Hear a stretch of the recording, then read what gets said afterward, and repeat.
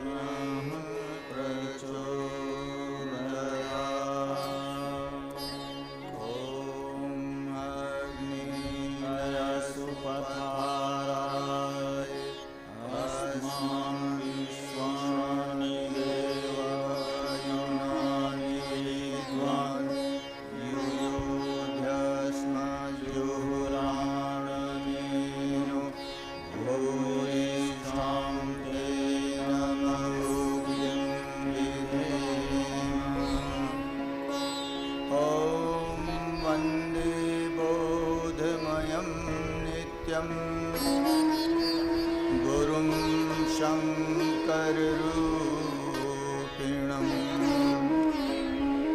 यमाशिरो हि वक्रो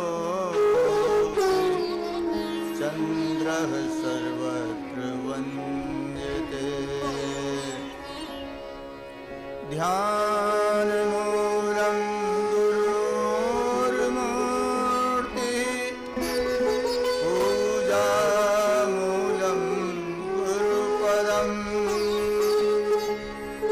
मंत्रमूलं गुरोर्वाक्यं मोक्षमूलं गुरु।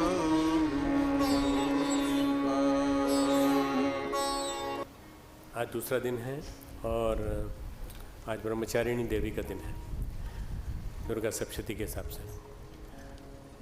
आज के दिन हम देवी के उस रूप की आराधना करते हैं जिस रूप के माध्यम से वो जब तपश्चर्या से निकल के आती हैं, जड़ चेतना से निकल के आती हैं, भेद करके आती हैं, तो फिर वो ब्रह्मचारिणी बनती हैं और ब्रह्मचारिणी के रूप में तपस्या करती हैं, बड़ी कठोर तप करती हैं और कठोर तप करके भगवान शिव को पाने का प्रयास करती हैं।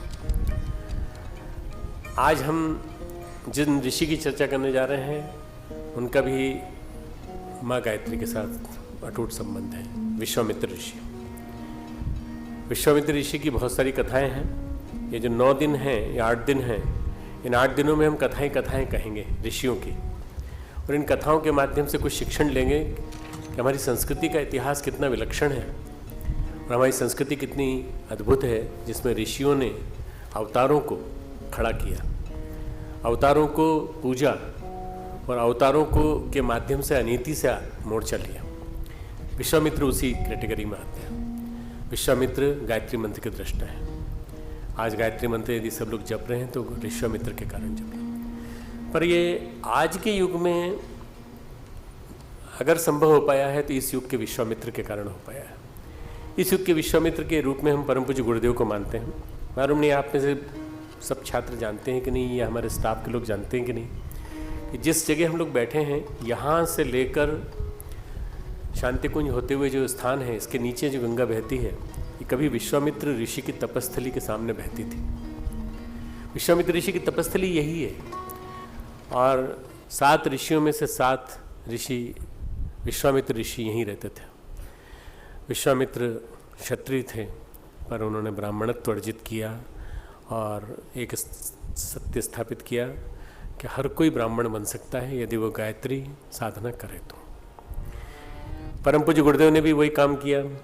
उस युग के विश्वामित्र ने जो काम किया वो इस युग के विश्वामित्र ने किया। परम पूज्य गुरुदेव ने कई ऋषियों की कल्पनाओं को, ऋषियों की परंपराओं को स्थापित किया और उन ऋषियों की परंपराओं को स्थापित करने के साथ साथ युग के वशिष्ठ बने, युग के भगीरथ बने, युग के दधीची बने। और सबसे बड़ी बात, आज जिन ऋषि की हम चर्चा कर रहे हैं उस युग के विश्वामित्र को हम नमन करते हैं, उनको याद करते हैं। युग के विश्वामित्र नमन कर रहा विश्व तुमको स्वीकार। तन तो तन से बिछुड़ गया पर मन तो मन से नहीं बिसारो। के विश्वामित्र नमन कर रहा विश्व तुमको स्वीकार। तन तो तन से बिछुड़ गया पर मन तो मन से नहीं बिसारो।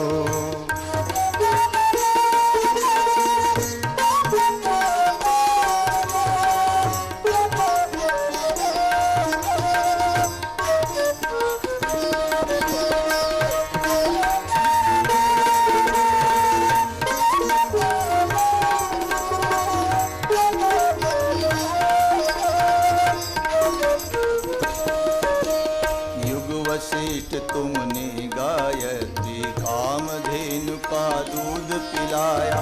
माँ से बेटे बिछुड़ गए थे किया अनुग्रह उन्हें मिलाया।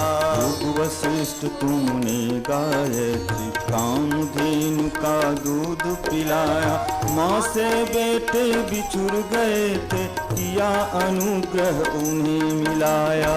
युग के याज्ञवल्क्य तुमने यज्ञ पिता की बाघ थमाई। युग के याज्ञवल्क्य तुमने ही यज्ञ पिता की बाह थमाई। ओज तेज वर्चस के दाता सविता से पहचान बढ़ाई। ओज तेज वर्चस के दाता सविता से पहचान बढ़ाई। आप बिना है कौन हमारा इस पीड़ा पर तनिक विचारो। आप बिना है कौन हमारा इस पीड़ा पर तनिक विचारो। तन तो तन से बिछुड़ गया पर मन तो मन से नहीं बिसारो। तन तो तन से बिछुड़ गया पर मन तो मन से नहीं बिसारो।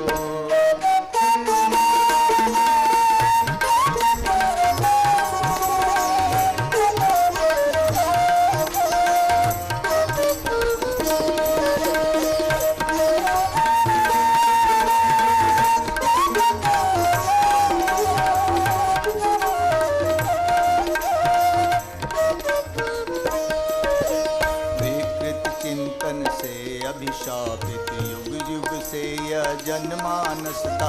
पतन पराभव पीड़ाओं से टूटा टूटा जनमानस था।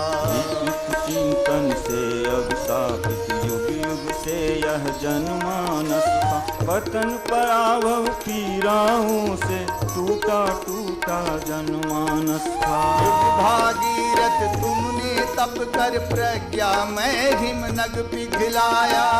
भागीरथ तुमने तप कर प्रज्ञा में हिमनग पिघलाया। और ज्ञान गंगा लहराई दुश्चिंतन से मुक्त कराया। और ज्ञान गंगा लहराई दुश्चिंतन से मुक्त कराया। युग के परशुराम तुम फिर अब विकृतियों के शीश उतारो। युग के परशुराम तुम फिर अब विकृतियों के शीश उतारो। तन तो तन से बिछुड़ गया पर मन तो मन से नहीं बिसारो। तन तो तन से बिछुड़ गया पर मन तो मन से नहीं बिसारो।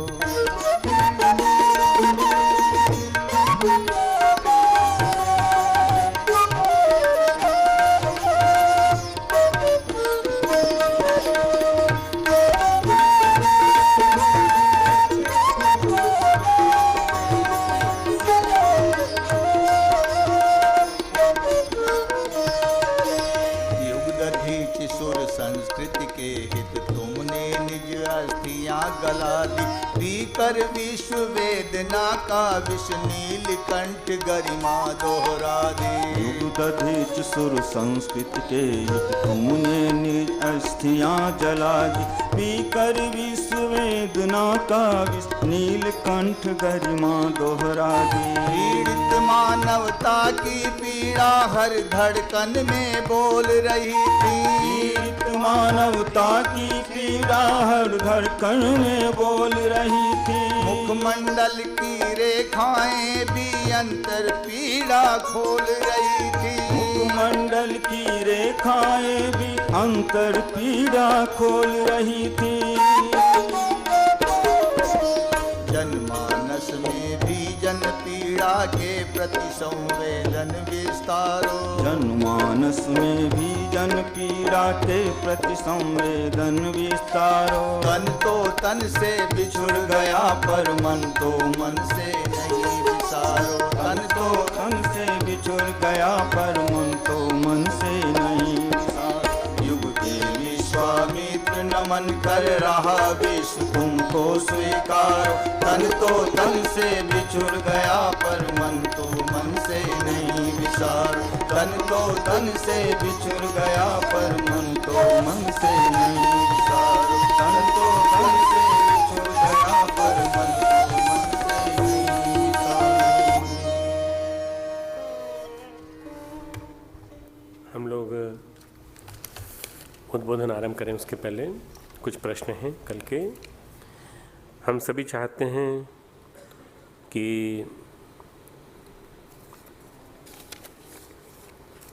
कुछ ऐसे प्रश्न थे कि कुछ हम सब चाहते हैं कि आप क्लास लेते रहें। चैत्र नवरात्रि किस उपलक्ष्य में मनाई जाती है ना? दोनों नवरात्रियों में अंतर ये है, नीचे लिखा है दोनों नवरात्रियों में क्या अंतर है। ये दोनों नवरात्रि भगवान राम को समर्पित है और दुर्गा को समर्पित है। भगवान राम के साथ हमेशा शक्ति का नाम लिया जाता है। श्री कृष्ण लीला पुरुषोत्तम हैं और कूटनीतिज्ञ हैं, योद्धा हैं और रास के लीला के विशेषज्ञ हैं। श्री कृष्ण गीता कहते हैं, ज्ञान कहते हैं। भगवान राम जो हैं ये मर्यादा की बात करते हैं, परंतु उनको साथ चाहिए शक्ति का, और शक्ति के लिए सीता का वर्णन करते हैं। और सीता उनके लिए ऋषि रक्त के संचय से उनका संचित होकर के सित यानी हल से निकल कर ज़मीन से आती हैं। जन्म नहीं लिया है, जनक को मिली हैं, वो खेत में वहाँ से आई हैं। तो इसलिए राम जन्म के साथ रामनवमी के दिन समाप्त होती है ये चैत्र नवरात्रि, ये भी राम को समर्पित। और विजयादशमी के दिन समर्पित होती है, विजयादशमी के दिन समाप्त होती है आश्विन नवरात्रि, उसको समर्पित। पर मूल ये है कि प्रकृति का परिवर्तन हो रहा है, ये प्रकृति की उपासना का पर्व है। दोनों नवरात्रि प्रकृति की उपासना की है। प्रकृति के रूप में पुरुष प्रकृति के माध्यम से सारा काम करा रहा है। पुरुष यानी परमात्मा, परमात्मा जो भी कुछ काम कराता है उसके लिए प्रकृति को माध्यम बनाता है। और प्रकृति ही माँ दुर्गा ही हमारी हर गतिविधियों के क्रियाकलापों के संचालिका है। इसीलिए परम पूज्य गुरुदेव ने गायत्री को चुना, माँ दुर्गा को चुना, गायत्री को चुना, शक्ति को चुना, जो भी कुछ कहा जाए। कुछ लोग शक्ति की शाक्त रूप में पूजा करते हैं, तंत्र के रूप में पूजा करते हैं। और परम पूज्य गुरुदेव ने बड़ी सौम्य साधना पद्धति दी और कहा कि यदि आप गायत्री को जीवन में उतारेंगे तो गायत्री आपके जीवन में कई तरह की क्रांति करेगी, और सबसे बड़ी क्रांति करेगी, ब्राह्मणत्व देगी। तो ये जो साधनाएं हैं, दोनों साधनाएं, एक ऋतु परिवर्तन की वेला में की जाने वाली साधना है जिसमें कि विशेष रूप से अंतरिक्ष से अनुदान बरसता है इन 9 दिनों में और आने वाले 9 दिनों में, गुप्त नवरात्रि में ही बरसता है। वैसे मैं कहूँगा मित्रों, रोज सुबह शाम बरसता है, ब्राह्म मुहूर्त से 1 घंटा पहले, ब्राह्म मुहूर्त से 1 घंटे बाद।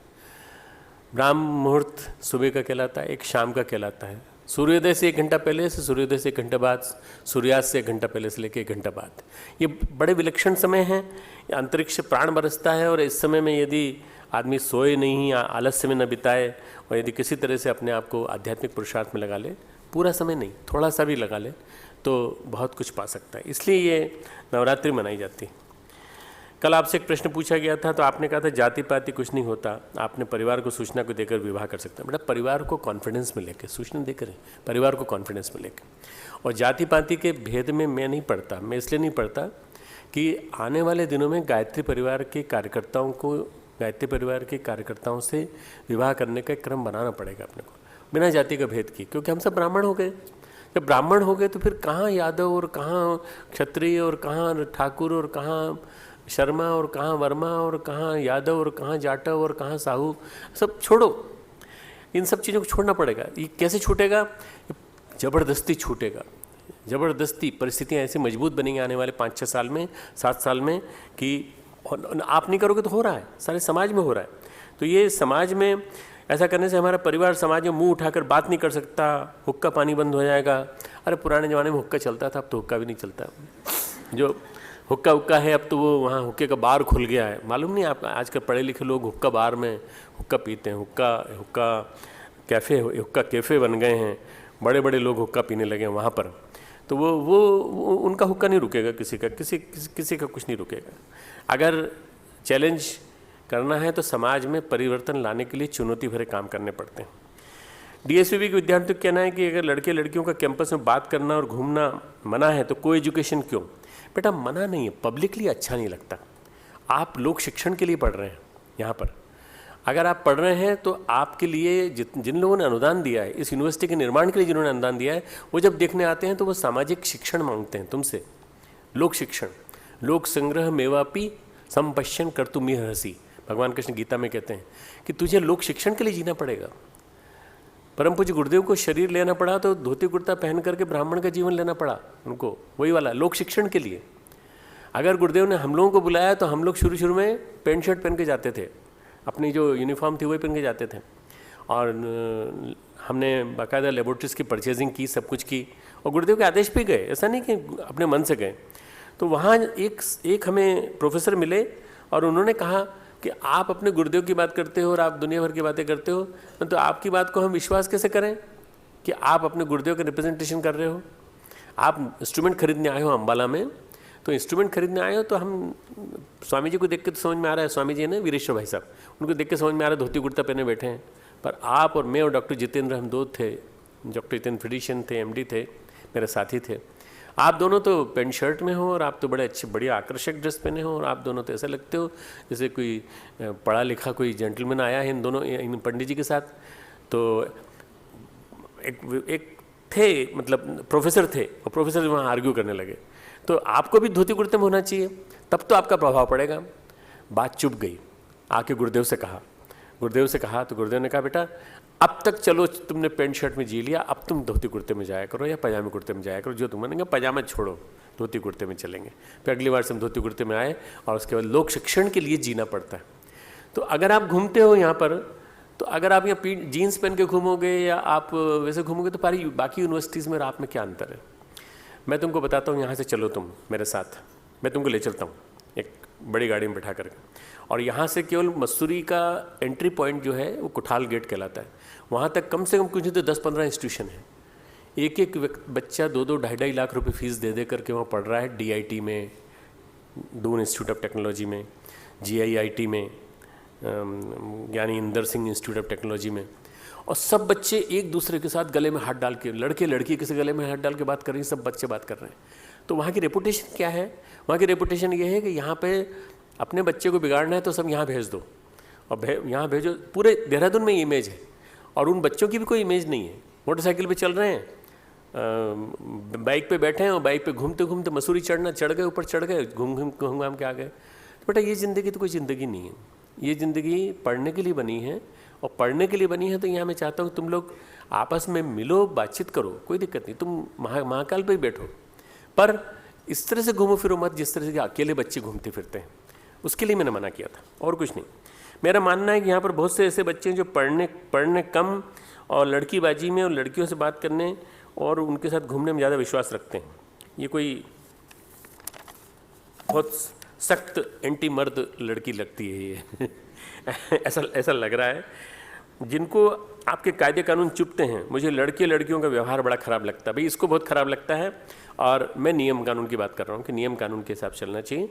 आपको जब क्लास में मिलते हो तो क्लास में मिलो, बातचीत करो, कहीं कोई रोक नहीं रहा है। तुमको लाइब्रेरी मिलना है, लाइब्रेरी में मिलो, बातचीत करो। मैं और पढ़ने की स्पेस बना रहा हूँ, school of yoga and holistic health बन के तैयार हो जाएगा, तो पढ़ने की स्पेस बहुत ज़्यादा हो जाएगी, जहाँ आप लोग बैठ के पढ़ सकते हैं।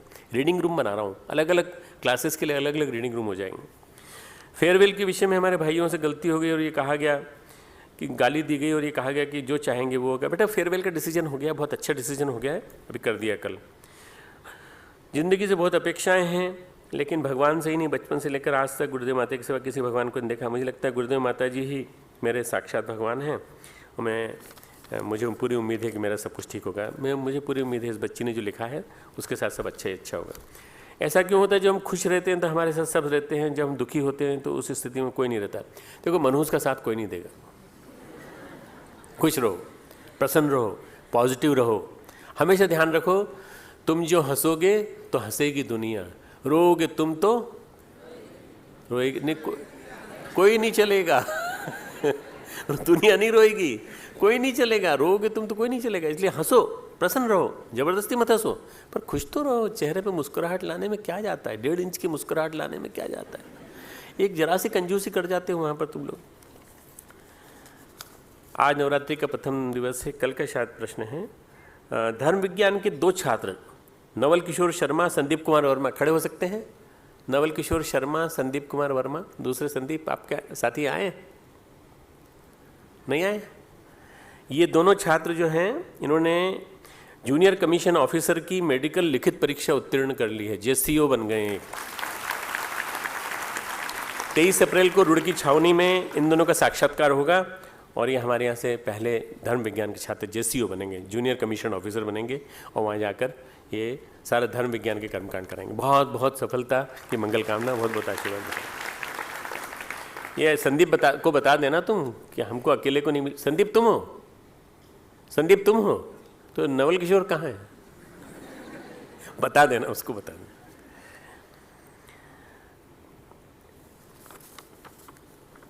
आपने कहा था चित्त की वृत्ति संस्कार बन जाती है, मन की वृत्ति बदल जाती है। बेटा चित्त की वृत्ति क्या होती है, कैसे आती है? चित्त जितने भी सब, एक्चुअली चित्त क्या है? कैसा ब्लैक बॉक्स है जहाँ सब कुछ छिप जाता है जाकर।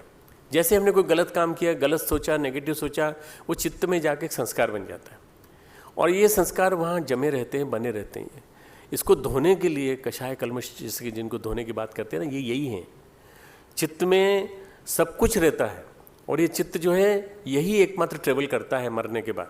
इसलिए ध्यान रखना कि तुम्हारे चित्त में कोई अनावश्यक चीज़ जमने न पाए। किसी के प्रति ईर्ष्या, किसी के प्रति द्वेष, किसी के प्रति उद्विग्नता का भाव, शत्रुता का भाव, ये डेवलप करने की कोशिश मत करना। अपने आप को जहाँ तक हो सके परिमार्जित करने की कोशिश करना, चित्त को धोते रहना। उसके लिए ध्यान बताया मैंने तुमको, ध्यान करते रहना। आज हम गीत करेंगे और गीत के तुरंत बाद गायत्री मंत्र बोलेंगे। उसके तुरंत बाद हम लोग विश्वामित्र का आह्वान करेंगे। विश्वामित्र का आह्वान करने के बाद फिर विश्वामित्र की कथा है। कथा आराम से सुनना, बहुत मौज से सुनना। कुछ कुछ पॉइंट्स आएंगे उनको नोट कर लेना, पर कथा का आनंद लेना, क्योंकि श्री रामचरितमानस में इन 8 ऋषियों के माध्यम से कथा चली है पूरी और भगवान श्री राम का अवतार का प्रकरण पूरा चला है। तो इस माध्यम से मैं पूरी रामायण का तुमको पाठ करा रहा हूँ पूरे 9 दिन में, 8 दिन में। रामचरितमानस के जगह जगह के प्रसंग, बहुत सुंदर सुंदर प्रसंग ऋषियों के माध्यम से आए हैं। ये बहुत बड़ी खूबसूरती है कि ऋषि और अवतार, इन दोनों का वर्णन जो है वाल्मीकि रामायण हो चाहे रामचरितमानस हो, इन सब में आया है। और गीता में भी ऋषि, अवतार, इन सब की चर्चा की गई। ये हम लोगों के लिए बहुत बड़ा सौभाग्य है कि हम लोगों के बीच में हैं। गायत्री मंत्र एक साथ बोलें। ओम भूर्भुवः स्वः तत्सवितुर्वरेण्यं भर्गो देवस्य धीमहि धियो यो नः प्रचोदयात्। ओम गुरुर्ब्रह्मा गुरुर्विष्णु गुरुरेव महेश्वरः गुरुः साक्षात् परब्रह्म तस्मै श्री गुरवे नमः। अखण्डमण्डलाकारं व्याप्तं येन चराचरं तत्पदं दर्शितं येन तस्मै श्री गुरवे नमः। मातृवत् लालयित्री च पितृवत् मार्गदर्शिका नमोऽस्तु गुरुसत्तायै श्रद्धा प्रज्ञायुता च।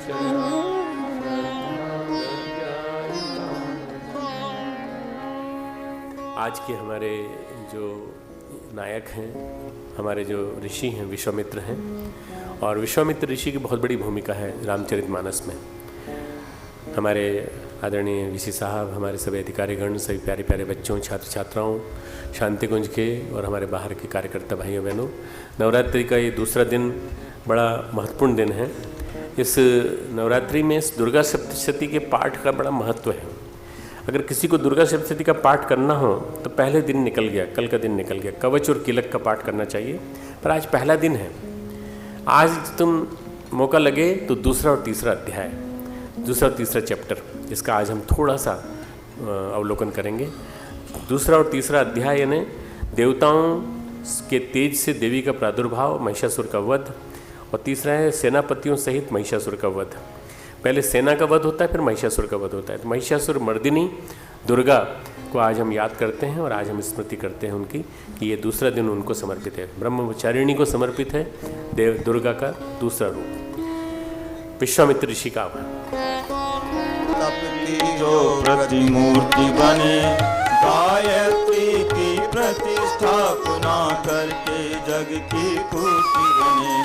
उन ऋषि विश्वामित्र सिद्ध को करते हम सब नमन। यहाँ कृपा करे ब्रह्मर्षि आपका हो सुख कर आगमन। यहाँ कृपा करे ब्रह्मर्षि आपका हो सुख कर आगमन। यहाँ ओम विश्वामित्र नमस्तुभ्यं जलदग्नि समप्रभा अध्यक्षे कृत गायत्री तपोरूपेण संस्थितः।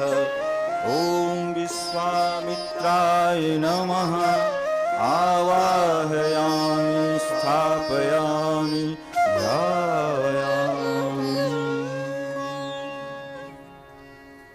कल हमने वशिष्ठ की चर्चा की थी, आज हम विश्वामित्र की चर्चा कर रहे हैं। जितने भी ये ऋषि हैं इनमें सबसे तेजस्वी और सबसे ज़्यादा बलशाली, पराक्रमी अगर कोई नज़र आते हैं, जिन्होंने काम, क्रोध और अहम तीनों को जीता, बाधाओं से पार करके कोई असंभव से असंभव काम कर सकता है, कोई महान से महान बन सकता है, इसका एक साक्षात उदाहरण, प्रत्यक्ष उदाहरण विश्वामित्र है। श्री राम कथा में दूसरे क्रम पर विश्वामित्र हैं। पहले तो वशिष्ठ आते हैं, वशिष्ठ गुरुकुल ले जाते हैं श्री राम को, और वशिष्ठ चूँकि कुल का संचालन करते आ रहे हैं शुरू से, और एक वशिष्ठ नहीं है। तुमको लगता होगा वशिष्ठ मुनि तो यहाँ आए भगवान राम के समय में, तो उधर से जो वशिष्ठ चले आ रहे हैं वो कौन से हैं? वशिष्ठ परंपरा है, वशिष्ठ परंपरा। एक वशिष्ठ गए, दूसरे आ गए, दूसरे गए, तीसरे आए, चौथे गए, पांचवे आए, और वशिष्ठ का नाम यथावत रहा। उनके साथ की अरुंधति भी यथावत रही। क्यों? क्योंकि ये शाश्वत है। ऋषि जो होते हैं शाश्वत होते हैं, और ऋषि का जीवन क्रम जो होता है वो बड़ा आदर्शों से भरा होता है। ऋषि वो जो त्रिकालदर्शी हों, ऋषि वो जो अपनी काया की सत्ता में प्रयोग करते हों, ऋषि वो जो अपनी काया को लेबोरेटरी बना लेते हों। उस ज़माने में लेबोरेटरी कहाँ थी? उस ज़माने में कहाँ मशीनें थी? उस ज़माने में कहाँ उपकरण थे? तो लोग अपनी काया की लेबोरेटरी में प्रयोग कर करके और जो सूत्र निकलते थे उनको बोलते जाते थे, और वही वेद वाक्य बन जाते थे। वही मंत्र दृष्टा ऋषि विश्वामित्र हैं। उन्होंने श्री राम का शिक्षण किया, सहयोग किया, और अवतार लीला में सहयोगी बने। अवतार लीला में सहयोग देने वालों में वशिष्ठ, विश्वामित्र, इन दो का नाम बहुत ज़्यादा आता है।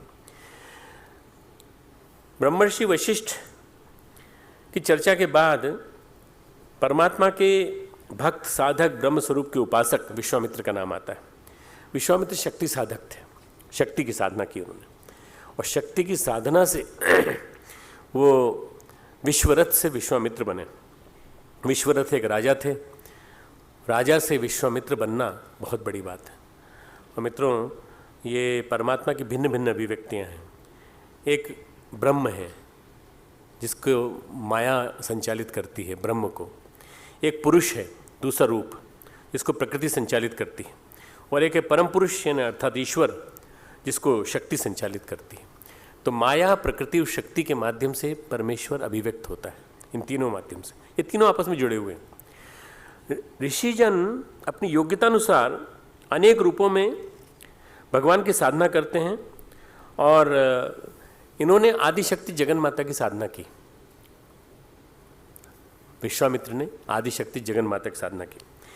रामचरितमानस में जगन माता की आराधना का मंत्र है, बहुत सुंदर। ये शुरू में ही है। तुलसीदास जी बोलते हैं, उद्भव स्थिति संहार कारिणीम क्लेश हारिणीम सर्वश्रेयस्करीम सीताम न तो अहम राम वल्लभाम। उत्पत्ति स्थिति और संहार करने वाली, अनेकों के क्लेशों को हरने वाली तथा संपूर्ण कल्याणों को करने वाली श्री रामचंद्र की प्रीतमा श्री सीता जी को मैं नमस्कार करता हूँ। ये सीता साक्षात शक्ति का रूप है। ये सीता जनक की बेटी नहीं है, ये साक्षात शक्ति का रूप लेकर आई हैं। भगवान राम की सहचरी बनी है रावण को का वध करने के लिए, असुरता को मिटाने के लिए, उसके लिए आई हैं। उनको नमन करते हैं तुलसीदास जी। अद्भुत संयोग है पुरुष और प्रकृति का। शक्ति द्वारा ईश्वर अभिव्यक्त होता है। ईश्वर की अभिव्यक्ति अगर किसी तरह से होनी है तो शक्ति उसको चाहिए ही। राम को सीता चाहिए, शिव को पार्वती चाहिए, कृष्ण को राधा चाहिए। इसी के माध्यम से शक्ति अभिव्यक्त होगी। विश्वामित्र की कई कथाएं कई सर्गों में हैं। कुशिक गोत्र में जन्मे थे इसलिए कौशिक कहलाए। कुशिक गोत्र में थे, मैंने जैसे बताया था ना कि वशिष्ठ जो थे वो वहाँ से रघुकुल को साथ लेते हुए आए थे और ब्रह्मा के मानस पुत्र थे। और विश्वामित्र ये कौशिक कहलाते हैं। और गाधी पुत्र विश्वरथ से विश्वामित्र बने, गाधी के पुत्र थे। विश्वामित्र राजपाट करते थे। नंदिनी गो का चमत्कार तुम लोगों ने देखा, उस कहानी को मैं सुनाऊंगा अभी थोड़ी देर में। नंदिनी कामधेनु देने से इनकार कर दिया तो नंदिनी के शरीर से सेना निकली, जबरदस्ती विश्वामित्र करने लगे, वशिष्ठ के सामने पराजित हुए। फिर वहाँ से शात्र बल से ब्रह्म बल पैदा हुआ और उन्होंने यहीं से ब्राह्मणत्व आरंभ हुआ। किसी ने पोद्दार जी से पूछा, हनुमान प्रसाद पोद्दार जी से, कि रंभा मेनका जैसी दो सुंदरियाँ आई विश्वामित्र के सामने और इन दोनों से उबर गए विश्वामित्र, इन दोनों से निकल के ऊपर चले गए। आज के महापुरुष, आज के संत, आज के कथावाचक किसी स्त्री के जीवन में आने के बाद क्यों गड़बड़ा जाते हैं, और आने के बाद गड़बड़ा भी जाते हैं और पतन की ओर क्यों चले जाते हैं, और दूसरों के सामने गलत मार्गदर्शन क्यों रखते हैं? तो फिर पोद्दार जी ने उनको जवाब दिया। पोद्दार जी ने कहा, विश्वामित्र ने सत्य को स्वीकार किया और सत्य को स्वीकार करा, अटके नहीं, आगे बढ़ते चले गए। एक आया विराम आया, वहाँ से रोके नहीं, फिर आगे बढ़ते चले गए। कथा सुनाता हूँ पूरी उनकी। तपस्या में 3 विघ्न आए उनके। पहला विघ्न मेनका। जब वो तपस्या कर रहे थे, तपस्या क्यों कर रहे थे इसकी कहानी बाद में। मेनका आई। मेनका, अच्छा, इनका अप्सराओं का काम क्या रहता था कि मुनि की तपस्या भंग करने के बाद गायब हो जाना, बस फिर तुम्हारा रोल खत्म। रोल खत्म हो गया। एक पुत्री को जन्म दिया, पुत्री थी शकुंतला। होश आया, तपस्या से विचलित होकर उन्होंने उसका बेटी का पालन किया, 2 साल तक 3 साल तक पालन किया। और फिर उसके बाद कण्व ऋषि को सौंप दिया कि कण्व ऋषि इसका वो करेंगे। इसी शकुंतला से दुष्यंत की शादी हुई और भरत पैदा हुए। तुम्हें मालूम है ना ये कहानी? तो मालूम है, भरत जिनके नाम पे भारतवर्ष कहलाया। फिर तपस्या की, दूसरी बार फिर उन्होंने तपस्या की, फिर से शुरू की। इस बार रंभा भेजी। रंभा आई, उबड़ खाबड़ वन था, चारों तरफ जंगल था भयंकर, सूखा सूखा, पानी भी नहीं कहीं। ऐसे में वसंत कहाँ से आ गया? वसंत ऋतु कहाँ से आ गई? वसंत ऋतु आ गई, इसका मतलब ये देवताओं का छल है। विश्वामित्र समझ गए, देवता फिर मेरी तपस्या भंग करना चाहते हैं। रंभा को उन्होंने श्राप दिया, 10,000 साल तक तू चट्टान बनकर पड़ी रहे, इससे पहले कि तू भागे यहाँ से मैं तुझे श्राप देता हूँ। रंभा शिला बनकर पड़ी रही।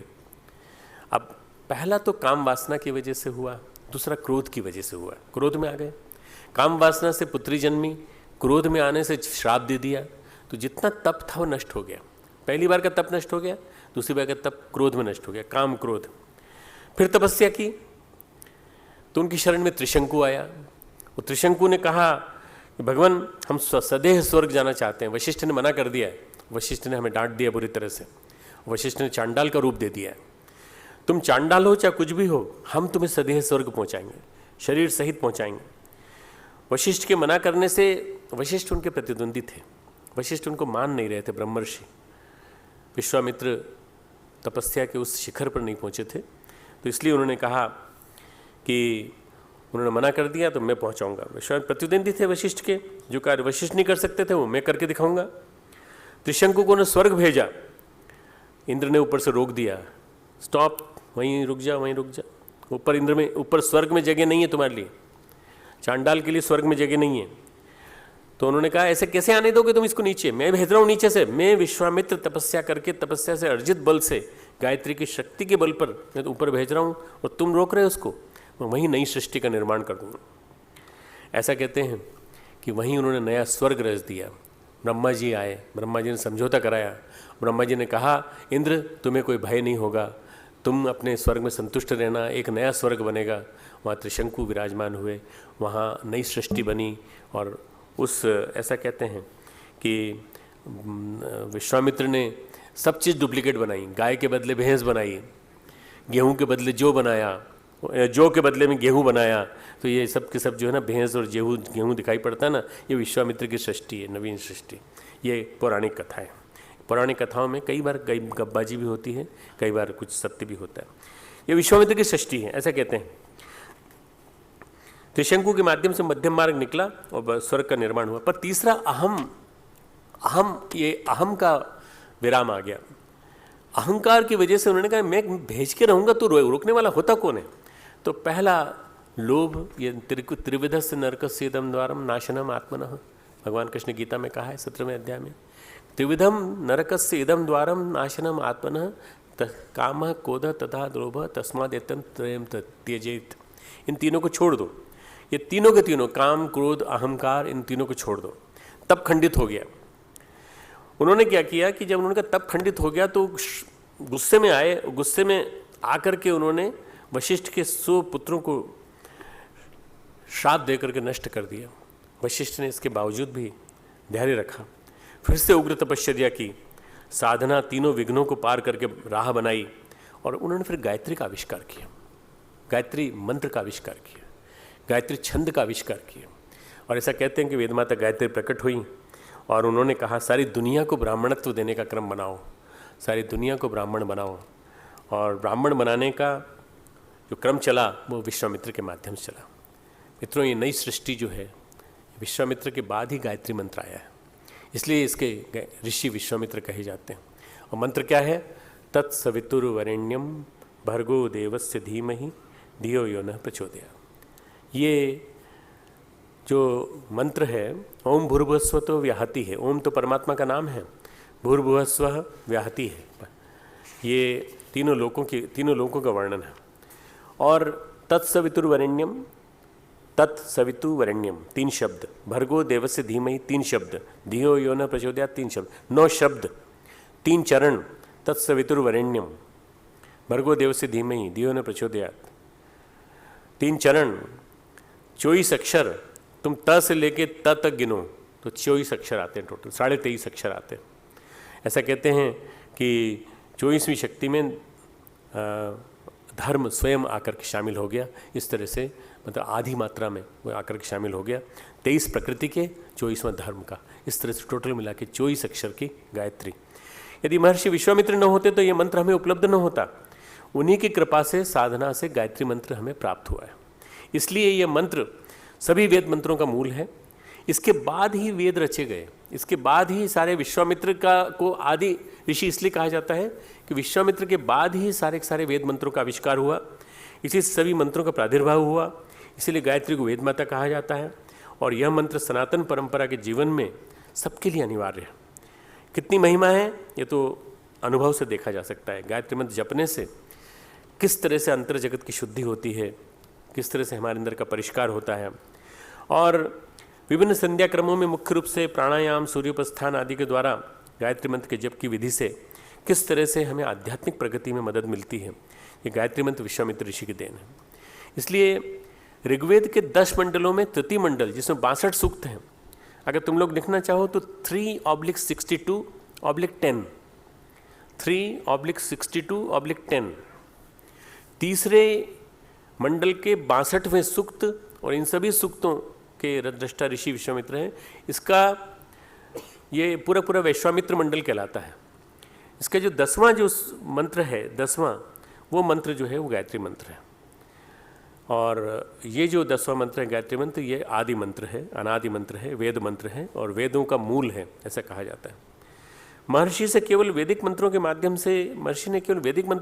से ही गायत्री उपासना बल दिया, परंतु उन्होंने शाक्त ग्रंथों का भी प्रणयन किया।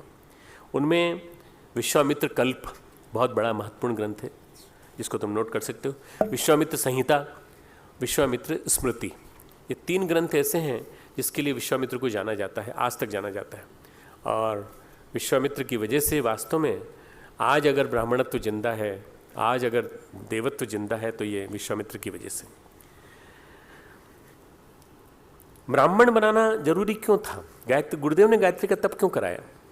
गुरुदेव ने गायत्री मंत्र को जन जन के लिए लोकप्रिय क्यों किया? उन्होंने कहा कि हम गायत्री मंत्र विश्व का मित्र बना देता है सबको, इसलिए विश्वामित्र का ऋषि मंत्र है। गायत्री मंत्र विशिष्ट बना देता है, इसलिए वशिष्ठ का मंत्र है। तो वशिष्ठ विश्वामित्र दोनों का तप इसमें जुड़ा हुआ है। वशिष्ठ विश्वामित्र के तप से गुरुदेव ने गायत्री को सबको दिया और सभी को ब्राह्मण बनाया। आज अगर हर जाति का, हर वर्ग का, हर वर्ण का व्यक्ति गायत्री जप कर सकता है, तो उसका सबसे बड़ा श्रेय जाता है परम पूज्य गुरुदेव को। इस कलयुग में हजारों लोगों ने, लाखों लोगों ने विरोध किया, आज भी विरोध करते हैं और बार बार एक ही बात कहते हैं कि आचार्य श्रीराम शर्मा न होते तो गायत्री मंत्र लुप्त हो गया होता। पर आचार्य श्रीराम शर्मा ने जो किया वो वही कर सकते थे और कोई नहीं कर सकता। आज हम लोग दीक्षा देते हैं गायत्री मंत्र की, और गायत्री मंत्र की दीक्षा देते हैं, तब लोग वाक कहते हैं कि जोर से दीक्षा नहीं दी जाती, कान में दीक्षा दी जाती। क्यों? गायत्री मंत्र गुप्त था, गुह्य था और लोगों ने उसको छिपा के रखा था, कीमती था, पारस के समान था। पारस को, पत्थर को जैसे अंदर रखते हैं, जेवरों को और बहुमूल्य धातुओं को छिपा के रखते हैं, ऐसी ऋषियों ने और पुरुषों ने अपने पास छिपा के रखा। नारी के हाथ लग गया तो बड़ी दिक्कत होगी। इसलिए फिर जब विश्वामित्र के आने के बाद नारी शक्ति ने गायत्री मंत्र को भी करना चालू किया और इला, पाला, घोषा, विश्ववारा, ये जितनी भी देवियाँ हैं, करीब करीब 57 देवियाँ हैं जिन्होंने कि वेदों की ऋचाएँ लिखी। इनकी वेदों की ऋचाएँ 60% ऋचाएँ वेदों की इनके द्वारा लिखी गई हैं, नारी शक्ति के द्वारा।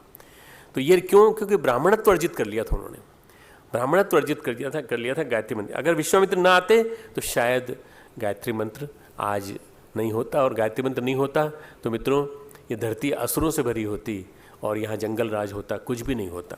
हम लोग सब आदिम काल में रह रहे होते। आदिम काल से सतयुग काल तक लाना और सतयुग काल से यहाँ तक इस स्थिति में वर्तमान वैज्ञानिक युग के पराकाष्ठा पर लाना, ये विश्वामित्र के कारण। जहाँ से वे पतित हुए से वहाँ से, सबसे बड़ी बात विश्वामित्र के बारे में सोचिए कि उनके अंदर क्षत्रिय वृत्तियाँ थीं।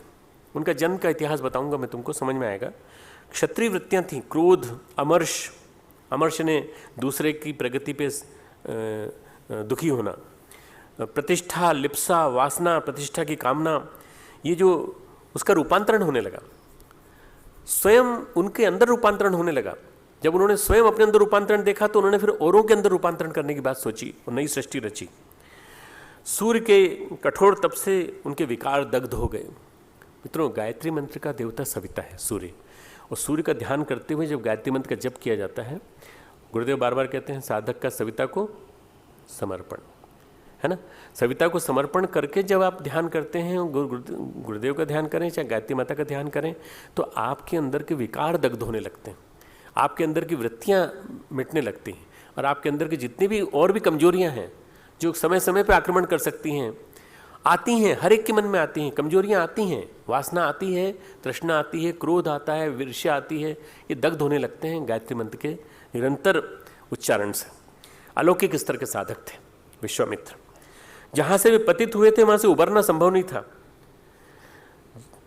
गायत्री की उपासना के माध्यम से उन्होंने सबके लिए एक संदेश दिया कि जब मेरे जैसा आदमी वासना, तृष्णा, अहंता से निकल के ऊंचा उठ सकता है और गायत्री मंत्र का आविष्कार कर सकता है, तो हर कोई कर सकता है, हर कोई ऊंचा उठ सकता है। पतित से पतित व्यक्ति भी, भगवान कृष्ण गीता में कहा है ना कि जितने भी ऐसे दुराचारी से अपि चेत्सु दुराचारो भजते माम अनन्य भाग, दुराचारी से दुराचारी व्यक्ति को भी मैं उसको पार कर देता हूँ। तो दुराचरण में विश्वामित्र पीछे नहीं थे, सब तरह का काम किया उन्होंने, गलत काम किया, पर वो उबर करके अवतारी सत्ता को खड़ा करने के लिए सक्षम होने में आ पाए। बार बार सृष्टि में परिवर्तन होता रहता है, देवता और ब्रह्म भयभीत होते रहते हैं। उन्होंने कहा मैं तभी छोड़ूंगा जब ब्रह्मर्षि बन जाऊंगा। अब उन्होंने कहा कि आप तप कर रहे हैं, तप करने से विचलन हो रहा है। तो ब्रह्मा आए एक दिन, उन्होंने कहा राग नहीं रहे, द्वेष नहीं रहा, अज्ञान नहीं रहा, अविद्या चली गई तुम्हारी, तुमको क्या चाहिए? ब्रह्मा जी ने विश्वामित्र से पूछा, तुम्हारा सब कुछ चला गया, राग नहीं रहा, द्वेष नहीं रहा, सब कुछ चला गया, अब तुम ब्रह्मर्षि बन गए हो। ब्रह्मा ने सबसे पहली बार उनको ऋषि कहा था, फिर राजर्षि कहा, फिर ब्रह्मर्षि कहा। उन्होंने कहा आपने तो कहा, पर क्या वशिष्ठ भी कह सकते हैं इस बात को? तो उन्होंने आश्वासन दिया कि तुमने उन्हें कष्ट दिया है, तुमने उनके 100 पुत्रों को मारा है, तुमने इक्ष्वाकु वंश के त्रिशंकु को ऊपर भेजा है, उनके वशिष्ठ के बच्चों को मारा है, तुम स्वयं जाके परख लो कि तुमको ब्रह्मर्षि का पद दे सकते हैं कि नहीं। वशिष्ठ, पूर्णिमा की रात्रि में चंद्रमा निकला हुआ था, बहुत सुंदर रात्रि का समय था। अगर तुमने कभी पूर्णिमा का फुल मून जब देखा हो तो देखा होगा कितना सुंदर लगता है। उस शांत वातावरण में ठंडक थी। वशिष्ठ अरुंधति ज्ञान की चर्चा कर रहे थे। ये छिपकर ये जानने पहुँचे कि वशिष्ठ मेरे बारे में क्या कहते हैं, मैं वशिष्ठ से आज मिलकर रहूँगा। छिपकर सुन रहे थे तो वशिष्ठ ने कहा बेदाग चंद्रमा उसी तरह से प्रकाश दे रहा है जैसे कि विश्वामित्र की तपश्चर्या, लोक कल्याणकारी चंद्रमा की तरह से उनकी तपश्चर्या है। उनकी तपश्चर्या ने ब्राह्मणत्व का विस्तार किया है। विश्वामित्र को इतना पश्चाताप हुआ, मैंने कितना अप्रिय किया, मैंने इनके बच्चों को मारा और आज मैं इनको मारने आया था कि अगर ये नहीं मानेंगे तो मैं इनको मार दूंगा। ये मेरे अंदर कैसे आ गया ये विकार? उन्होंने अपना हाथ में जो फरसा लेके आए थे वो नीचे ज़मीन में पटक दिया। उन्होंने कहा कि विश्वामित्र ने जैसे उनके चरणों में रखा, प्रणाम किया, प्रणाम ब्रह्मर्षि वशिष्ठ। बोले नहीं, ब्रह्मर्षि तुम हो, उठो ब्रह्मर्षि उठो। उनके मुख से संबोधन सुनकर लगा कि अब हम परिमार्जित हो गए और अब हम ब्रह्मर्षि हो गए। एक नया अध्याय आरंभ हुआ। यहाँ से भगवान श्री राम की अवतार लीला में वो जुड़ जाते हैं। विश्वामित्र ऋषि की कक्षा नंबर 2। कक्षा नंबर 1 विश्वामित्र बनना। कहाँ से? विश्वरथ से, एक राजा से विश्वामित्र बनना। राजा से कैसे बने देखें जरा, एक कहानी सुनते हैं उनकी।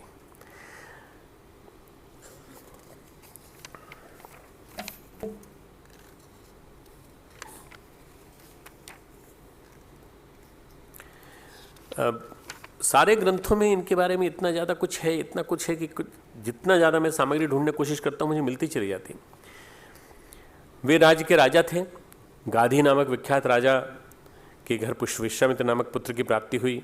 गाधी ने अपने पुत्र का राज्याभिषेक कर अपने शरीर का त्याग कर दिया। प्रजा के मन में संशय था कि विश्वामित्र प्रजा की रक्षा कर पाएंगे कि नहीं, पर गाधी से ज़्यादा समर्थ हैं ऐसा उन्होंने राक्षसों से भयभीत पूरे राज्य को मुक्त करने के लिए सेना लेकर निकले। वशिष्ठ के आश्रम के निकट पहुँचे। वशिष्ठ उनके सैनिकों को अन्याय आदि करते देखकर रुष्ट हो गए। उन्होंने कहा कि राजन आप आइए, आप किसी और का परेशान मत करिए, आप मेरे आश्रम में आइए। तो उन्होंने कहा हमारी इतनी बड़ी सेना का आप सत्कार नहीं कर सकते, आपके पास साधन नहीं है। उन्होंने कहा नहीं, मेरे पास साधन है। नंदिनी नाम की कामधेनु थी मेरे पास, उनके पास थी। उन्होंने भयानक पुरुषों की सृष्टि करने के लिए कहा। उन्होंने भोजन बनाए, सबकी सेना को भोजन कराया, सबको अच्छी तरह से आहार कराया। इतना सब देखने के बाद उन्होंने कहा भगवान महाराज ये बताइए ऋषिवर, आपकी आश्रम में इतनी व्यवस्था कहाँ से आ गई? तो तुम लोग मालूम होगा कि शांति कुंज जो है उसको क्यों कहा जाता है विश्वामित्र की तपस्थली। परम पूज्य गुरुदेव ने, वंदनीय माता जी ने जिसको स्थापित किया जब, तो सोच समझ के स्थापित किया था। हमारे यहाँ जो आता है हम सबका सत्कार करते हैं। लोग कहते हैं इनके पास कामधेनु है, जरूर नंदिनी कामधेनु है। ये माता जी के समय से, गुरुदेव के समय से परंपरा चली आ रही है। और यहाँ से नहीं, ये तपोभूमि से चली आ रही परंपरा। निरंतर सबका ध्यान रखना। यहाँ भी तुमने देखा होगा, यहाँ हमने सबका ध्यान रखा। कहीं किसी से कोई पैसा नहीं लिया, चार्ज नहीं किया कि नहीं इसको इतना पैसा देना पड़ेगा, इतना देना पड़ेगा। आश्रम ऐसा है जहाँ पर जैसे कामधेनु बरसती हैं, और माँ अरुंधति का आश्रम है, माँ अन्नपूर्णा का आश्रम है, और यहाँ निरंतर गायत्री की कृपा है। जहाँ गायत्री कृपा होती है वहाँ किसी को कमी नहीं रहती। तो वशिष्ठ ने कहा हमारे पास नंदिनी है, कामधेनु है, क्यों चिंता करते हो? सबके लिए नाश्ता, सबके लिए भोजन, सबकी व्यवस्था है, सबको भोजन करा दिया। विश्वामित्र उसको देख करके बड़े दुखी हो गए। उन्होंने कहा कि ये तो भाई राजा की संपत्ति है, और राजा की संपत्ति होने के नाते हमें मिलनी चाहिए। राज्य का आप हमारे राज्य में आप शासन कर रहे हैं, भारत के राजा थे, विराट भारत बृहत्तर भारत के राजा थे। हमारे राज्य में आपका आश्रम, और आश्रम में नंदिनी, ये तो कामधेनु तो हमको मिलनी चाहिए, हम जितने भी राजा आएंगे उनका सत्कार करेंगे। तो बोले नहीं, ये तो हमको आशीर्वाद रूप में मिली है, ये आपको नहीं मिलेगी। तो उन्होंने कहा कि आप नहीं देंगे तो हम लेंगे, ज़बरदस्ती लेंगे। पकड़ने की कोशिश की तो नंदिनी के शरीर से सेना निकली, भयानक योद्धाओं की, और उस सेना ने विश्वामित्र के सारे सैनिकों को घायल कर दिया। मारा तो नहीं, घायल कर दिया बुरी तरह से। ऐसा घायल कर दिया कि बुरी तरह से, जैसे फिल्मों में घायल करते हैं ना, खलनायक मारना चालू करता है तो मार मार के ठीक कर देता है, लिटा देता है। सब पड़े हुए हैं इकट्ठे, सब पूरी सेना पड़ी हुई है। अब उस सेना को पड़ा हुआ देखकर विश्वामित्र को छोड़ दिया। विश्वामित्र ने कहा कि ये कैसे हुआ भगवान, ये आपने, ऐसी कौन सी शक्ति है? हमारी सेना कम से कम कुछ नहीं तो 10 सहस्त्र लोग थे यहाँ पर, 10 सहस्त्र लोगों को एक अकेली गाय ने कर दिया। बोले ये माँ का वरदान है, और ये क्षत्रिय बल से नहीं होगा, ये ब्रह्म बल से कमाया हुआ है। उस दिन से विश्वामित्र ने दिग्बलम क्षत्रिय बलम ब्रह्म तेजो बलम बलम, बस क्षत्रिय बल बेकार है, ब्रह्म बल सबसे सही है। उसी दिन से उन्होंने तपस्या आरंभ कर दी, और उसके बाद फिर 3 परीक्षाओं से पास होते होते वहाँ तक पहुँचे। ये कहानी तुम सबको मालूम है बेटा। इसके अलावा भी और कहानियाँ हैं, पर वो कहानियाँ मैं नहीं सुनाऊँगा अभी। मैं कुछ और बताना चाहता हूँ। मैं बनाना चाहता हूँ राम के जीवन में, रामचरितमानस में। मिथिला के पास सिद्धाश्रम बनाया विश्वामित्र ने। मिथिला जनकपुर है नेपाल में, उसके पास मिथिला है। मैथिल क्षेत्र कहा जाता है। तुम में से कोई क्षेत्र का है क्या बिहार में? बिहार मैथिल की 1 बच्ची 2 बच्चों में कोई मैथिल क्षेत्र का, मिथिला का? वो भाई पीछे बैठे हैं, 1 बच्चा बैठे। मिथिला क्षेत्र का एक अलग ही संस्कृति है, बहुत बढ़िया, बहुत सुंदर संस्कृति। वहाँ की भाषा अलग, वहाँ का पांडित्य अलग। उस क्षेत्र में उन्होंने सिद्धाश्रम बनाया। क्यों बनाया? क्योंकि नज़दीक में ही जनक का वो स्थान था। जनक राजा थे, अपने युग के महान वैज्ञानिक थे। विश्वामित्र अनुसंधान करता थे, अलौकिक शक्ति, अलौकिक साधना का मादा था उनका, परीक्षाओं से पास हो चुके थे, और उन्होंने संकल्प लिया कि अवतार आ गए हैं, और अवतार आ गए हैं तो मिलना है उनसे। अब अवतार के आने का प्रकरण जब पता चलता है भगवान विश्वामित्र को, तो उन्होंने कहा, तुलसीदास जी बोलते हैं, विश्वामित्र महामुनि ज्ञानी बसही विपिन शुभ आश्रम जानी, बालकांड 205वां दोहा। उसके बाद, जहाँ जप यज्ञ जोग मुनि करहीं, अति मारीच सुबाहुई डरहीं, देखत यज्ञ निशाचर धावई, करई उपद्रव मुनि दुख पावई। गाधी तनय यानी गाधी के पुत्र विश्वामित्र, मन चिंता व्यापी, हरि बिन मरही न निश्चर पापी। ये बिना पापी राक्षस भगवान के मारे बिना नहीं मरेंगे। तब मुनिवर मन कीन विचारा, प्रभु अवतरेऊ हरन मही मारा, भई मही भारा। इस पृथ्वी का भार उतारने के लिए प्रभु आ गए धरती पर। एहू में से देखूं पद जाई, मैं उनका चरणों का दर्शन करूं, करी विनती आनऊ 2 भाई, और विनती करके दोनों भाइयों को लेके आऊं। आहा, तुलसीदास लिखते आहा। ज्ञान विराग सकल गुण अवना, जो ज्ञान और वैराग्य सब गुणों के धाम हैं, सो प्रभु में देखन भरी नैना। उन प्रभु को मैं अपने इन नैनों से देखूंगा। तो प्रभु के, राम के परम उपासक, पर उनके शिक्षक, उनके मार्गदर्शक, उनके वैज्ञानिक शिक्षक, उनको साइंस पढ़ाने वाले, उनको अस्त्र शस्त्र मिलिट्री साइंस पढ़ाने वाले, आर्मी का पूरा ज्ञान कराने वाले विश्वामित्र, वो आते हैं। भगवान को जरूरत नहीं है। भगवान को लोक शिक्षण के लिए विश्वामित्र ने पूरा के पूरा, विश्वामित्र अकेले सक्षम थे, सारे के सारे ताड़का, बाहु, सुबाहु, मारीच सबको मारने में सक्षम थे। उनके अंदर इतनी ताकत थी, उनके अंदर तपोबल इतना था कि वो एक अपना धनुष का टंकार करते तो उसी से मर जाते सब। पर वो भगवान को निमित्त बनाना चाहते थे, भगवान की लीला का प्रचार करना चाहते थे। और भगवान की लीला का प्रचार करने के लिए गोस्वामी तुलसीदास जी ने उनका चरित्र बताया है। उन्होंने कहा, विश्वामित्र ने, ये भगवान जब पहुँचे विश्वामित्र के वहाँ अयोध्या। तो अयोध्या में यज्ञानुष्ठान चल रहा था और श्री राम योग वशिष्ठ सुन के आए थे। तो बालकाल बीत चुका था, अल्पकाल में शिक्षा आ चुकी थी, प्राइमरी मिडिल क्लास की, सेकेंडरी क्लास की एजुकेशन हो चुकी थी सारी पूरी उनकी। अब बीएससी में एडमिशन लेना जरूरी था उनका, भगवान राम का, लक्ष्मण का, इन लोगों का, और ऊंची क्लासेस में जाना जरूरी था। तो वेदांत का प्रशिक्षण, योग का प्रशिक्षण, जैसे मैं तुमको देता हूँ, इसके बारे में ब्रह्म विद्या के बारे में बताता हूँ, ये प्रशिक्षण वशिष्ठ दे रहे थे।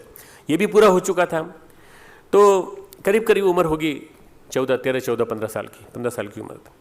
उन्होंने दशरथ से कहा कि आपके दोनों पुत्र मुझे चाहिए। अरे इतने सुंदर पुत्र, इतने कोमल पुत्र, ये कैसे लड़ेंगे राक्षसों से?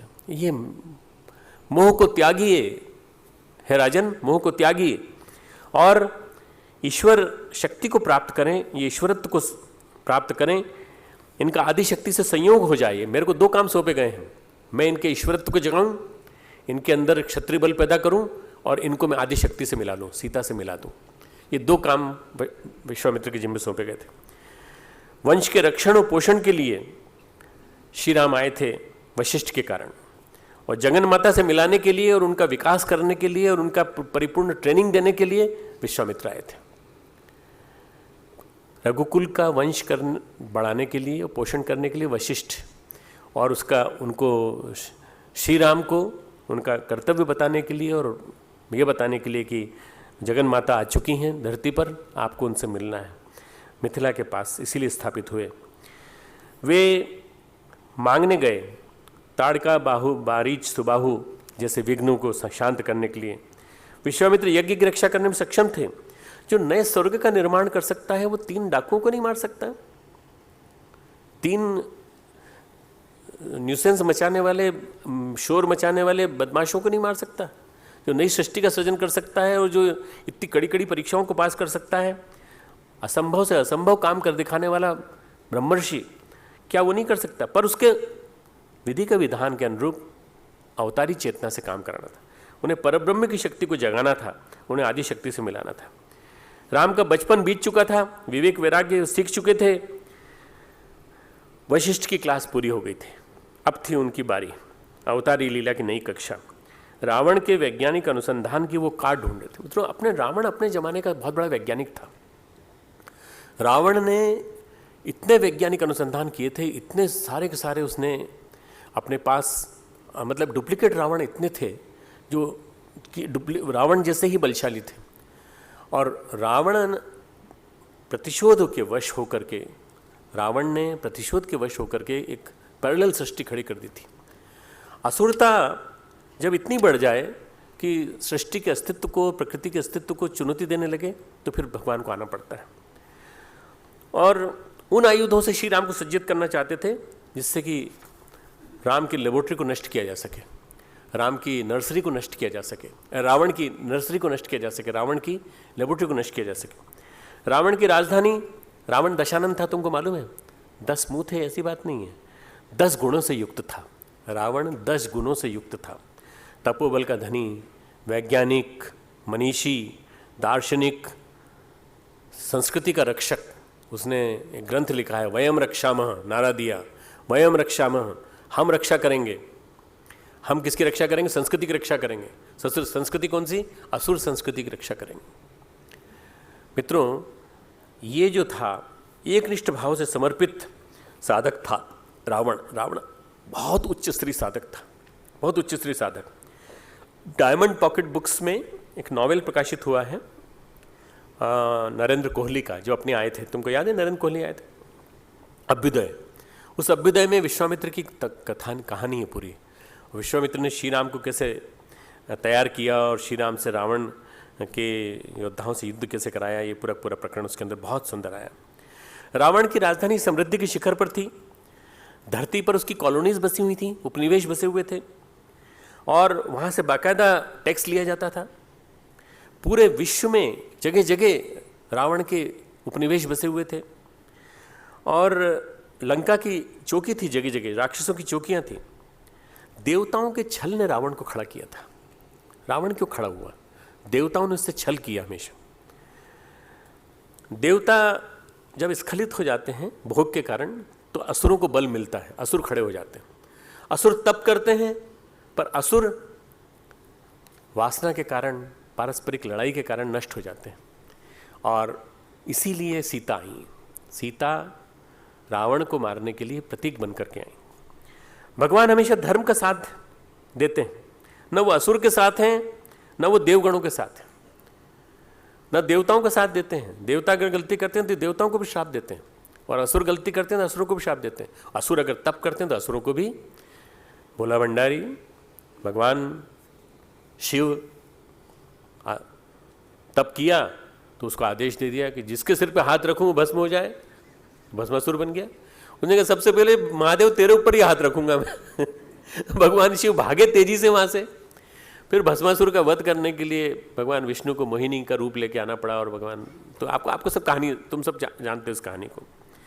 मित्रों, भगवान बहुत भोले हैं। भगवान तप की महिमा को जानते हैं और भगवान वरदान देते हैं, पर असुर को भी देते हैं और देवताओं को भी देते हैं।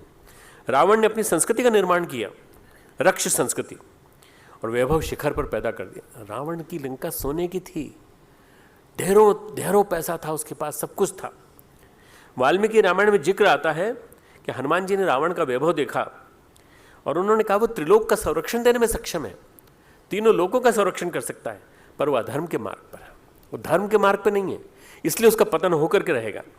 विधाता की विडंबना है कि इतना बड़ा विद्वान, ग्रहों को, नक्षत्रों को, सबको अपने यहाँ बांध के रखा है उसने, सारे देवी देवताओं को उसने बांध करके रखा है अपने। रावण के पास सारी विभूतियाँ, एक से एक पराक्रम विभूतियाँ, गजब की लेबोरेटरी। उसके दरबार में, उसके राज्य में कोई रोगी नहीं, कोई निर्धन नहीं, कोई अपंग नहीं, कोई हॉस्पिटल नहीं, कोई किसी तरह कोई परेशानी नहीं किसी को, पर धर्म नहीं था। सारी सुख सुविधाएं हों, सब कुछ हो, पर धर्म न हो तो पतन होकर के रहता है। इसलिए धर्म की मर्यादा है, धर्म अनिवार्य है।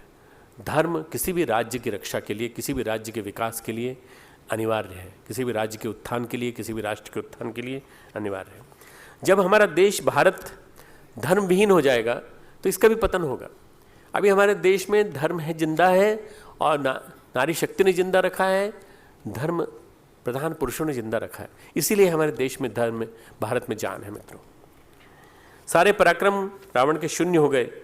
विश्वामित्र ने श्री हरि के अवतार के बाद कई तरह के विलक्षण आयुध तैयार किए और इन नवीन अन्वेषणों से परिचित कराया, अपने आश्रम, सिद्धाश्रम में रख करके परिचित कराया कि देखिए रावण इस तरह की माया रच सकता है, इस तरह के काम कर सकता है, रावण के साथी, रावण के अनुचर ये काम कर सकते हैं। तो दूसरे चरण के लिए, लीला के लिए विश्वामित्र का आना जरूरी था। गायत्री के 3 प्रयोग हैं, ब्रह्मास्त्र, ब्रह्म शिरस्त्रास्त्र और तीसरा बला अति बला। ये तीनों उनको प्रयोग सिखाए, ब्रह्म शिरास्त्र, ब्रह्मास्त्र और बला अति बला। ये तीनों उनको सिखाए। तीनों सिखाने के बाद भगवान राम सक्षम हुए। बाकी अंतिम सोपान उनको आदित्य हृदय अगस्त ऋषि ने और धौम्य ऋषि ने सिखाया, जिसके माध्यम से वो अमृत कलश को सुखा सके रावण का। आज का वैज्ञानिक समुदाय सोचता है स्थूल प्रकृति ही सब कुछ है, और वैज्ञानिक उन्हीं की बात करते हैं, CERN की बात करते हैं, हम लोग एटम की बात करते हैं, एटम से परे की बात करते हैं।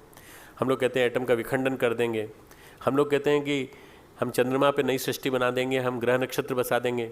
हम कहते हैं कि नहीं, बताओ। पर विश्वामित्र तो पहले ही बसा चुके थे। विश्वामित्र ने जो अस्त्र शस्त्र बनाए, ये अस्त्र शस्त्र अंतर जगत में बनाए, आह्वान करने पर आ जाते थे। ऐसा नहीं कि हाथ में ढेर सारे अस्त्र शस्त्र निकालना, जरा उस पैकेट में से निकाल, अरे वो वाला निकाला, वो वाला फिर दूसरा वाला निकाल। ऐसा नहीं था कि राम ढेर सारे अस्त्र लेके चलते थे, शस्त्र लेके चलते थे। मंत्र पूरित शस्त्र होते थे। तुमने देखा होगा, रामायण सीरियल देखा होगा, रामायण सीरियल में वो प्रणाम करते हैं और बाण का अनुसंधान करते हैं और उसका आह्वान करते हैं, तो आह्वान करते शक्ति आ जाती है। ये सारे के सारे जो शस्त्र थे, ये विज्ञान का पराकाष्ठा वाला तंत्र था, विज्ञान तंत्र के साथ जुड़े हुए, मंत्र बल के साथ जुड़े हुए, स्थूल के साथ सूक्ष्म की शक्ति, साधक का संकल्प, इन संधानों को उन्होंने श्री राम को दिया और रावण का सामना श्री राम लक्ष्मण कर सकें, इसके लायक उनको बनाया। इक्ष्वाकु के आरंभ के दिनों से भी ऋषि परिचित थे और अंत तक उन्होंने उसका पालन किया। राम लक्ष्मण को ले गए, साधनाएं कराई, यज्ञ की रक्षा कराई, गंगा भगीरथ की कथा सुनाई, पूर्वजों की कथा सुनाई, सारे स्वाध्याय कराया उनको, पूरा का पूरा पाठ्यक्रम पढ़ाया पूरा का पूरा। और एक आध्यात्मिक जीवन शैली क्या होती है, एक राजपुरुष की जीवन शैली बड़ी भोग प्रधान होती है, पर एक क्षत्रिय राजपुरुष की कैसी होती है, एक राष्ट्र रक्षक राजपुरुष की कैसी होती है। ऐसे नहीं कि सो रहे हैं सुबह तक देर तक, तो ब्रह्म मुहूर्त में जाते थे और भगवान श्री राम को जगाने जाते थे। उत्तिष्ठ नर शार्दूल, उत्तिष्ठ नर शार्दूल पूर्वा संध्या प्रवर्तते, वाल्मीकि रामायण में एक श्लोक आता है। पूर्व जगत, पूर्व क्षेत्र में, पूर्व दिशा में संध्या करने का समय आ गया है। प्रवर्तते, सूरज की लालिमा हो गई है, उठो। राम पहले से उठे बैठे रहते थे, प्रणाम करते थे, आपकी प्रतीक्षा थी। भगवान राम को उठाने की कोई जरूरत नहीं थी। भगवान राम ब्रह्म मुहूर्त में पहले ही उठ जाते थे। श्री राम राजकुमार को जगाने जाते थे जबकि वे जगे रहते थे। गुरुकुल से सिद्धाश्रम की ओर की यात्रा, वशिष्ठ के गुरुकुल से सिद्धाश्रम की यात्रा बड़ी कठिन यात्रा थी। तपाया, मजबूत बनाया, इतना सिद्ध बनाया, इतना शक्तिवान बनाया कि तब बल की आभास कर सकें वो। रावण जैसे पराक्रमी से जूझना था और मेघनाथ जैसे शक्तिशाली से लड़ना था। श्री राम के व्यक्तित्व का निर्माण करना था और लक्ष्मण को बताना था कि लक्ष्मण तुम्हारे अंदर कितना बल है और इसके लिए तुम्हें क्या करना पड़ सकता है। तब तक वनवास नहीं हुआ था। वनवास में दूसरे ऋषि आने वाले हैं, वाल्मीकि, सुतीक्ष्ण, सब आने वाले हैं उधर। सभी साधनाएं कराई, जितनी साधनाएं हो सकती सारी कराई।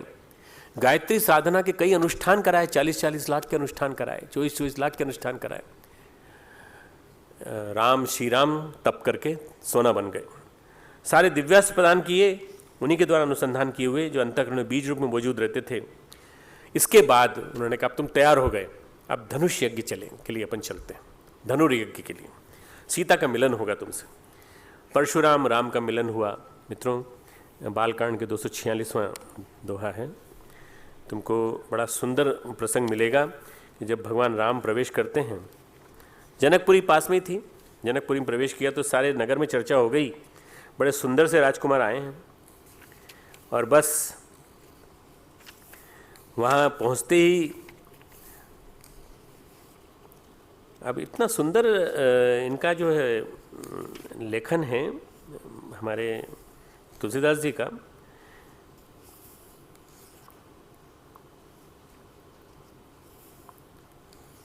सिय शोभा नहीं जाई बखानी, जगदम्बिका रूप गुण खानी, उपमा सकल मोहि लघु लागी।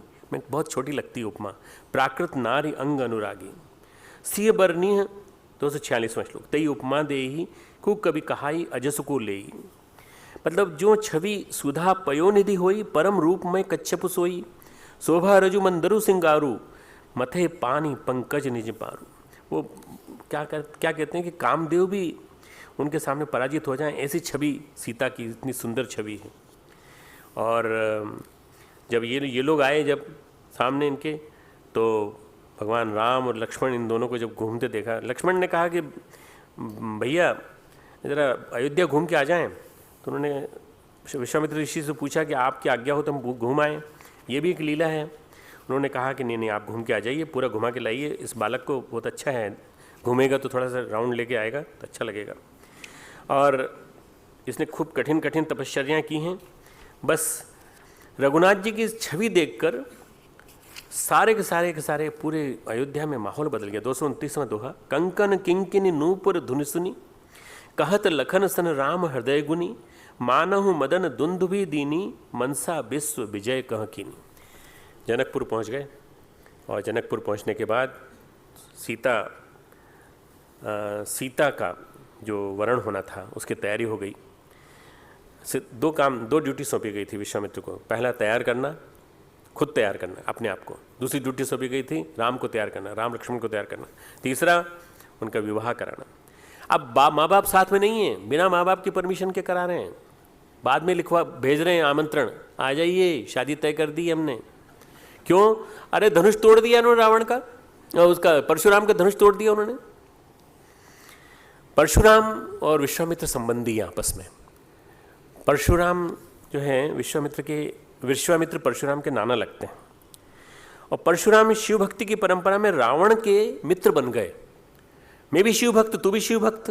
तो रावण कूटनीतिज्ञ था, उसने क्या किया, परशुराम जैसे अवतारी पुरुष को अपना मित्र बना लिया। तो परशुराम को राम से मिलाना जरूरी था और इसके लिए परशुराम के धनुष का भंग करना बहुत जरूरी था। तो सारी लीला रची गई। कथा सुनने में आनंद आ रहा है कि नहीं तुम लोग? पूरा ये पूरी श्री रामचरितमानस कथा ही है पूरी। परशुराम को गुस्सा आया, परशुराम क्रोध के साक्षात प्रत्यक्ष दुर्वासा ऋषि जैसे थे बिल्कुल। किसने धनुष तोड़ा? ये धनुष किसने तोड़ा? रामलीला का तुमको मालूम होगा कि ये धनुष मैंने नहीं तोड़ा।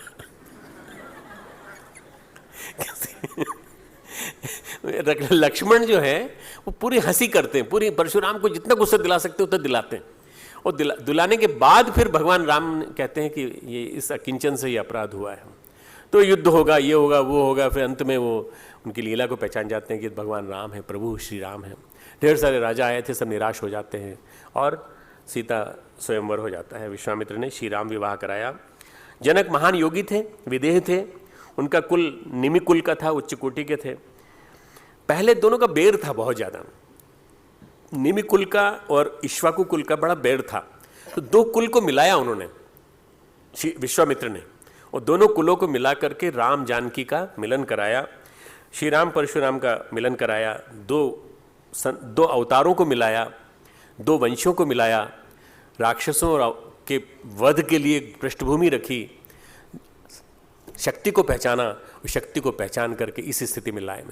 मित्रों, ये विधाता जो है कारण का प्रतिकार कराना चाहते थे। अधर्म का विनाश जो है महा उद्देश्य था, मूल उद्देश्य।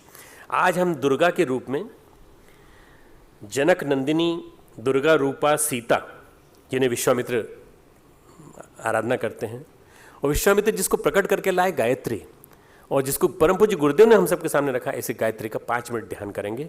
और ध्यान करने के पश्चात हम आरती करेंगे रामचरितमानस की। आज का चरित्र, विश्वामित्र का चरित्र, यहीं समाप्त हो। लाइट बंद कर दें। 5 मिनट के लिए अपने आप को कंसंट्रेट करने की कोशिश करेंगे और गायत्री को का नक्शिक सौंदर्य देखेंगे ऊपर से लेकर नीचे तक। गायत्री माता माँ दुर्गा का ही एक रूप गायत्री है, या गायत्री का ही एक रूप दुर्गा है, ये मान लीजिए। माँ सीता, दुर्गा और गायत्री, ये तीनों एक ही हैं। और ये तीनों जब एक हैं तो ये प्राणों की रक्षा करने वाली गायत्री हमारे जीवन में पधारें, हमारे जीवन में आए। ऐसी आराधना, ऐसी प्रार्थना अंदर से करें। जैसा गायत्री माता का सौंदर्य है, ऐसा सौंदर्य हमें प्राप्त हो, ऐसे मन में भावना करते हुए शांत चित्त, स्थिर शरीर, दोनों हाथ गोद में, आंखें बंद। बीच बीच में देखना चाहें तो गायत्री माता का चित्र देख सकते हैं। एक 16 साल की सुंदर नवयुवती, जिसके प्रति हमारे मन में माँ का भाव होना चाहिए। इसी के लिए परम पूज्य गुरुदेव ने सबसे सुंदर चित्र बनवाया, और वही सुंदर चित्र सब जगह प्रचलित है। आद्य शक्ति गायत्री, जिस गायत्री के नाम से गायत्री छंद है, सविता देवता की उपासना जो करवाती है हमसे और हमारी बुद्धि को निर्मल बनाती है, हमारे कषाय कल्मशों को जो धोती है, ऐसी गायत्री ऊपर से नीचे तक सर्वांग पूर्ण सुंदर, ऐसा ही सौंदर्य हमारा भी हो। हम भी सुंदर बने, पुरुष अपनी तरह से सुंदर बने, नारियां अपनी तरह से सुंदर बने, गुणों के सौंदर्य से हम अभिपूरित हो जाएं। शांति कुंज, गायत्री कुंज, सिद्धाश्रम कभी किसी जमाने में रहा होगा तो वो जनकपुर में रहा होगा, परंतु विश्वामित्र ने तपश्चर्या के लिए इसको चुना। विश्वामित्र की तपस्थली, सप्त सरोवर, गंगा का तट, हिमालय की छाया, और उस गोद में हम लोग बैठे हुए हैं, विश्वामित्र ऋषि की तपस्थली की गोद में। इस युग के विश्वामित्र की स्थापित गायत्री तीर्थ कल्पवृक्ष में बैठे हुए हैं हम लोग सब। गायत्री माता के एक हाथ में कमंडल है, वैराग्य का प्रतीक है। वैराग्य आलस्य से, वैराग्य ईर्ष्या से, वैराग्य पर निंदा से, वैराग्य परदोष दर्शन से, वैराग्य उदास रहने से, वैराग्य नेगेटिविटी से। ये आज के ज़माने का वैराग्य की परिभाषा। दूसरे हाथ में किताब है, वेद हैं, हम पुस्तकी ज्ञान को वेद के ज्ञान की तरह से अपने जीवन में उतारने की कोशिश करेंगे।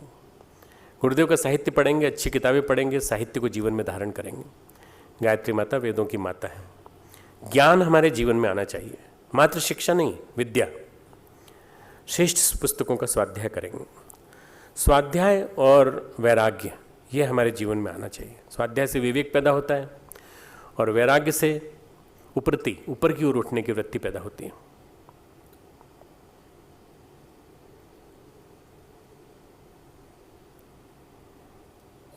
गायत्री हंस पे विराजमान है। हम भी नीर क्षीर विवेक को धारण करेंगे। विवेक के प्रतीक हंस, दूध और पानी को अलग कर देने वाले, केवल मोती खाने वाले, कभी कीड़ा नहीं खाते, मोती खाते हैं, मोती चुगते हैं, मानसरोवर में विराजमान रहते हैं। ऐसे हंस वृत्ति हमारे अंदर आ जाए। ऐसे हंस वृत्ति जिस दिन आ जाएगी उस दिन गायत्री हमारे ऊपर विराजमान हो जाएगी। गायत्री है ना सद्बुद्धि, सद्ज्ञान, श्रेष्ठता को ही देखने की वृत्ति, हर चीज़ में श्रेष्ठ, हर चीज़ में आइडियल्स, हर चीज़ में ब्लॉसमिंग क्वालिटीज़ देखने की वृत्ति हमारे अंदर आ जाए। हे परमात्मा, हे मातृसत्ता, हे जगत जननी, हे भगवान राम का साथ देने वाली सीता, हे भगवान शिव का साथ देने वाली उमा, हे महिषासुर मर्दिनी दुर्गा, हे गायत्री, आप हमें शक्ति दें, आप हमें प्रकाश दें, हमें ज्ञान दें, हमें आगे बढ़ने की शक्ति दें। हम आपके इन तीनों गुणों को जीवन में धारण कर सकें। वैराग्य, ज्ञान और विवेक वृत्ति को धारण करना, निरक्षीर वृत्ति को धारण करना। जो उचित है उसी को धारण करेंगे, अनुचित को नहीं धारण करेंगे। विवेक की तुलना में, परंपराओं की तुलना में विवेक को ग्रहण करेंगे। अनावश्यक रूप से हम भेड़ चाल की तरह से नहीं चलेंगे, हम विवेक के साथ चलेंगे। हंस की तरह से निर्मल बनेंगे, श्वेत बनेंगे, निष्कलंक बनेंगे। मेरे साथ साथ बोलेंगे, ओम तमसो मां ज्योतिर्गमय, ओम असतो मां सद्गमय, ओम मृत्योर्मा अमृतम गमय, ओम शांति शांति शांति। दोनों हाथों को रगड़ें, चेहरे पे लगाएं, माथे पे लगाएं। प्रार्थना करें कि हमारे अंदर आज जो हमने विश्वामित्र ऋषि के बारे में जाना, विश्वामित्र ऋषि हमारे हृदय में स्थापित हों, हमें ज्ञान दें, हमें उतना बल दें, उतना देह बल, तपोबल, आत्मबल दें कि हम अनीति से जूझ सकें। ठीक है, आरती करने के लिए ऊपर आ जाएं। ओम यम ब्रह्म वेदांत विदो वदन्ति परम प्रधानम पुरुषं तथामि विश्वोत्पत्ति कारणमीश्वरं वा तस्मै नमो विघ्न विनाशनाय। ओम यम ब्रह्मा वरुणेन्द्र रुद्रमरुतः श्रुण्वन्ति दिव्यैः स्तवैः वेदैः साङ्गपरक्रमो निषदयैः गायन्ति यं सामगास्तु तद्गतेन मनसा पश्यन्ति यं योगिनो यस्यां तं न विदुः सुरासुरगणाः